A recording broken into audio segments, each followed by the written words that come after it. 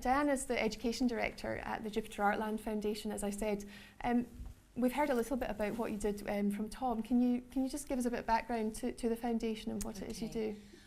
Jupiter Artland is a contemporary... Oh, can you hear me now? Okay. Jupiter Artland is a contemporary sculpture garden just 10 miles west of Edinburgh. It's a private collection of sculpture that's made for the place. I think Tom mentioned that when he was talking about the collection. That makes it pretty unique, actually in Britain almost, because most often sculpture is made and then bought and then placed in the land. So there's a very close relationship between the art and the land, hence the name Artland. We have been open to the public for the last 3 summers. This is going into our 4th summer, but I've been involved pretty much for 6-7 years. So I've been involved right from the very beginning when the couple who own it started to collect, because they wanted to put education right at the heart of what they're doing. So that's always been almost more important, the education element at Jupiter, than actually even opening to the public. So my involvement's been very, I've been very lucky, because I've been there right from the beginning when artists started to visit, the whole thing began. And in terms of that, and I think what Tom was saying about stories and about how knowing the story, understanding the story, seeing the history, and the sort of anecdotes and how you can bring it to life, that's really a very important element at Jupiter. We have a very busy education program there. We are open throughout the year from February to November, and we are open 3 days a week to bring in schools, universities, anyone from kind of dot to as old as you can go. So we're very, very busy, and we have a limit. We're a charitable foundation. The money is at the moment, our foundation is funded entirely by the couple who own the collection. So we have severe limits on our funding. So we have a limit to the access that we can offer. Part of what we've developed with Napier has really helped that, and is going to continue to help that access to the collection by others. So that's pretty much the background to us. Anything else you want to ask about that? And so you've developed, I believe, audio guides and an early stage mobile application to enhance the visitor experience. Yeah. Yes, and the audio guides have been developed. Actually, there's been a sort of academic process with not only Napier, but also with the schools that have helped us to develop the audio guide for children. And I've worked with ArtLink, which is a sort of another institution that works for the visually impaired and other groups that need help with access. And we've developed this visually impaired guide, as well as the guide for children, which is a series of stories that children have written, as Tom said, in response to the artwork. And actually, one of the children, a primary school child of 7, wrote a piece of music inspired by the place too. So it's been a very, very good collaboration we've had with this school, where they came initially to do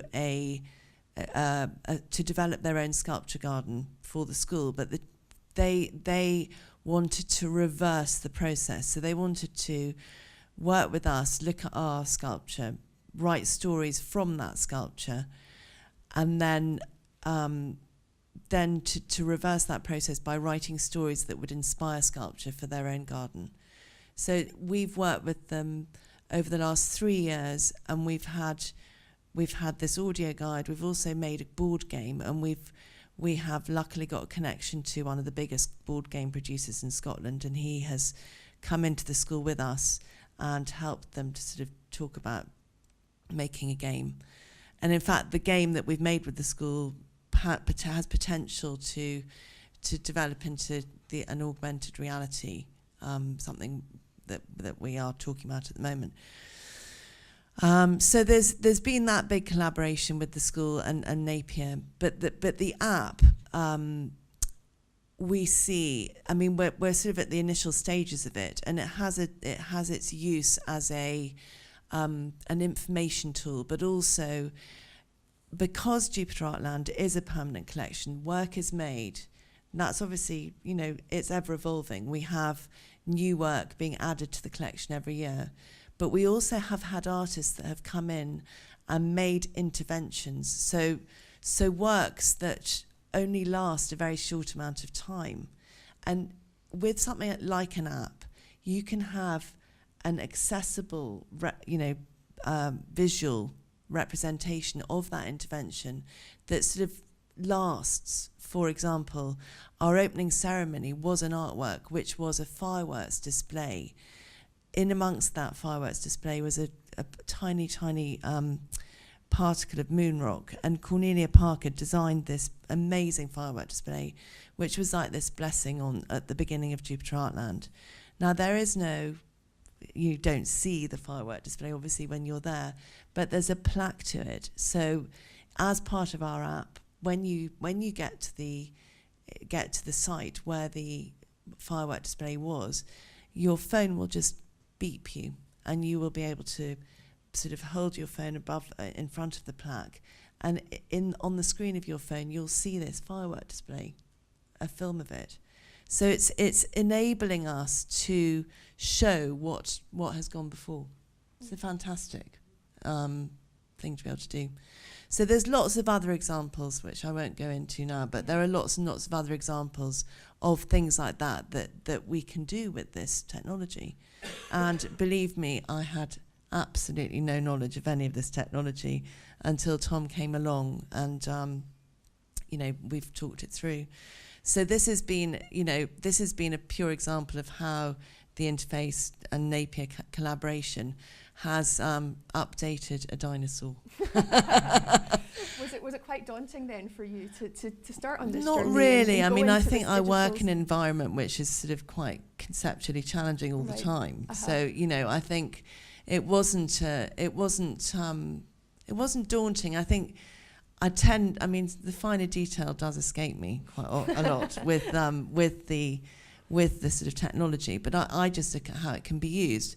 And because I'm so ignorant, I can say to Tom, but can't we do this? Which is probably something that is totally and utterly impractical. But, I will say, is it possible to do this? And he'll say, oh, well, maybe someday. And so, it's a kind of, it's a very interesting collaboration to have had. What made you decide on Napier in the first place, and did you speak to any other universities? We did. We were approached by another. I think Edinburgh Art College and In Space also approached us. I have to say it wasn't a matter of being approached. It wasn't a matter of going out and looking for it. Right.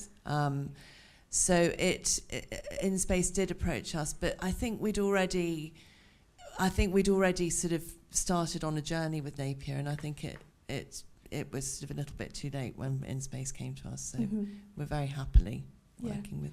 It sounded like, again, you had a really good synergy with Napier, echoing what Gary said. Yes, I think what Tom does is the very creative end of what he does, and I think he has an arts background too. Well, not an arts background, but I don't know if it is an arts background, but he certainly has an understanding of what we're doing, clearly, what's involved at Jupiter. Yeah. And for you, Tom, what was the attraction then for working on this particular project? It just does fit so well into our research of interaction. It's this whole idea, and whenever I do talk to Diana, is this conversation of, is this possible? And all my teaching, all my research is all about this whole concept of, you get an idea, can you find technology that will fit around it? And if it won't fit around it, can you change the idea?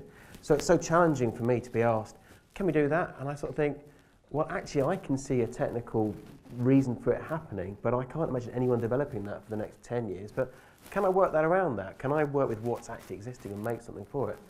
That's why it's so exciting to me to be able to do that.